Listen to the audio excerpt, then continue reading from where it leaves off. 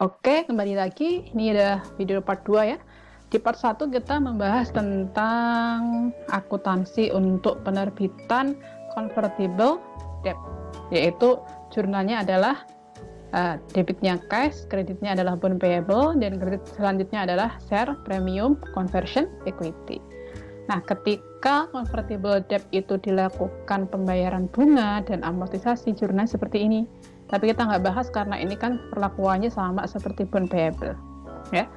Yang menjadi pembahasan itu kan di sini karena convertible debt, convertible bond, yang ditanyakan apakah dikonversi, gitu kan? Apakah dikonversi atau enggak?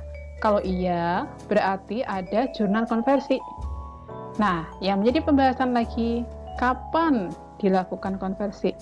Bisa saat jatuh tempo, bisa sebelum jatuh tempo. Nah, kalau misalnya tidak dikonversi, apa yang terjadi? Dilakukan pelunasan oleh perusahaan. Kalau seperti itu, nanti yang terjadi adalah jurnal pelunasan oleh perusahaan. Kapan dilunasi? Bisa saat jatuh tempo, bisa saat sebelum jatuh tempo. Maka yang akan kita bahas adalah pelunasan pada saat jatuh tempo, atau konversi pada saat jatuh tempo, atau konversi sebelum jatuh tempo, dan yang keempat adalah pelunasan sebelum jatuh tempo.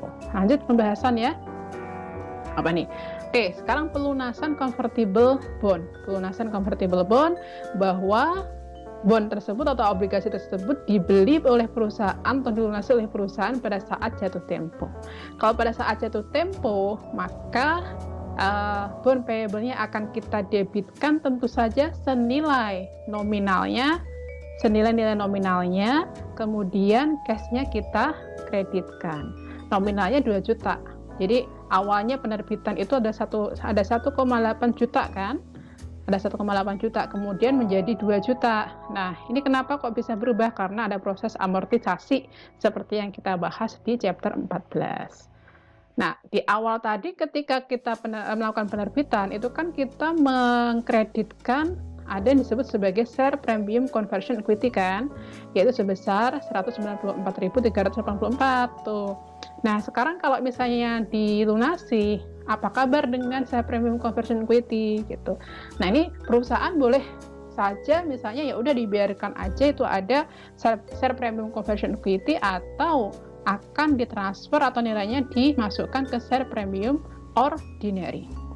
Nah, ini prosesnya ketika jurnal ya sebenarnya biasa kita debitkan share premium conversion, kita kreditkan share premium ordinary. Share premium ordinary. Berapa nilainya sesuai dengan nilai yang sini. Gitu. Lanjut ya. Lanjut kalau kita mengkonversi.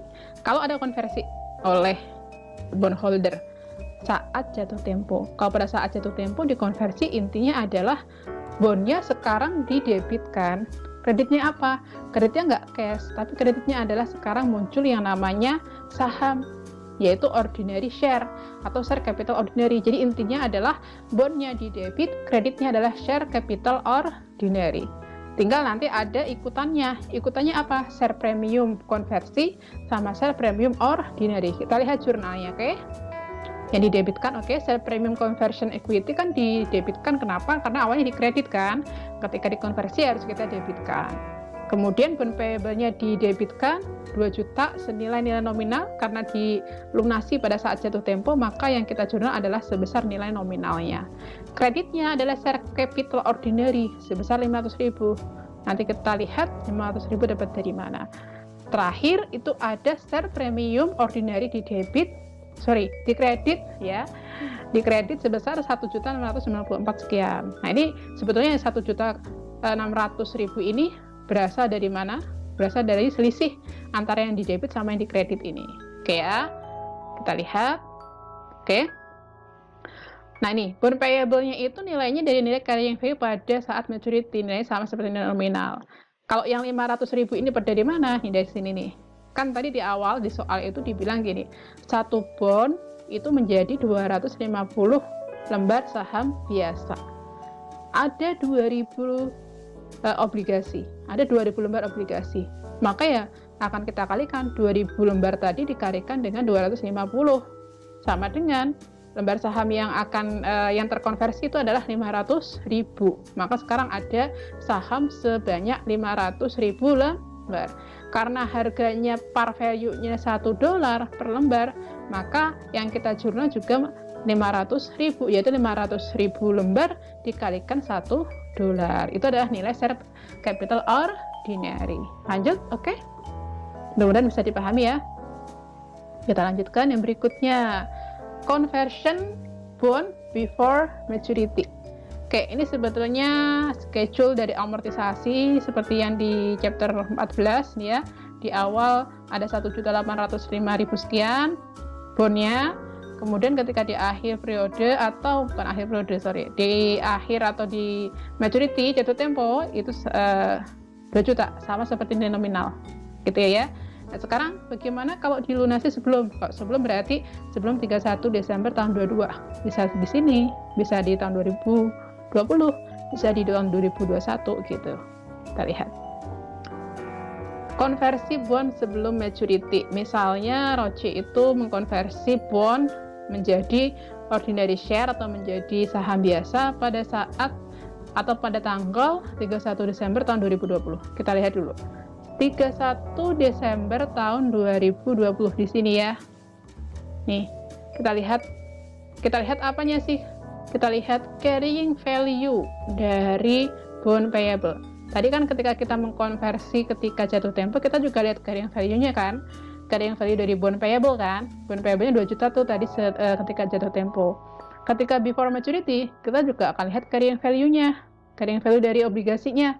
Nah, di sini carrying value-nya adalah 1.894.464. Nah, jurnalnya sih sama seperti sebelumnya, seperti ketika kita membahas tentang penerbitan ketika maturity. Tinggal angka bond payable-nya diganti, bukan 2 juta tapi 1.894 sekian ini. Itu saja sebenarnya, sama jurnalnya. Yang dikredit itu share premium conversion equity, senilai berapa nilainya ketika kita jurnal ketika penerbitan. Yang kita debitkan, ini debitkan ya, tadi saya bilang debit atau bilang kredit, ini kita debitkan. Kemudian kita debitkan lagi adalah bond payable, nilainya senilai carrying value pada saat tanggal 31 Desember tahun 2020 seperti yang di schedule tadi. Yang kredit apa? Kreditnya adalah tentu saja share capital ordinary 500.000. Nah, sisanya atau selisihnya kita masukkan ke share premium ordinary. Share capital ordinary-nya sudah kita bahas di sebelumnya itu ya, ketika kita menjurnal konversi pada saat maturity. Jadi bedanya itu before sama at maturity ada di nilai dari bond payable-nya dan nilai dari share premium ordinary-nya. Di situ perbedaannya. Jurnalnya sama, cuma beda angka di bond payable dan share premium ordinary. Itu ya. Oke. Sekarang repurchase atau pelunasan sebelum jatuh tempo. Pelunasan sebelum jatuh tempo. Oke. Misalnya di sini Roche itu menentukan dia ketika dilunasi ya, dia itu harus menentukan fair value dari liability komponen. Gitu. Dia akan menentukan itu. Ya. Kemudian dia akan tentukan juga apalagi nih. Ini kita lihat di sini aja caranya ya. Ketika dibeli itu apa sih yang akan kita tentukan? Kita menentukan nanti itu pertama gain atau loss. Nanti ada ketika pelunasan itu ada gain atau loss atau enggak. Gain atau loss itu didapatkan dari mana? Kita membandingkan komponen liability ya. Kita membandingkan komponen liability. Komponen liability ini dia itu punya nilai yang disebut nilai carrying value kan. Carrying value itu sesuai dengan nilai tadi itu yang ada di tabel amortisasi. Ya, liability itu punya nilai namanya carrying value atau carrying amount. Dan si liability ini itu punya nilai yang disebut sebagai nilai present value juga. Kira-kira present value dari si liability-nya ini berapa sih sekarang gitu ya, kalau dinilai dengan menggunakan bond payable yang setara sama dia itu berapa sih. Nah, kalau ada perbedaan, misalnya nih carrying amount-nya itu lebih kecil dibandingkan net present value-nya, berarti nanti rugi.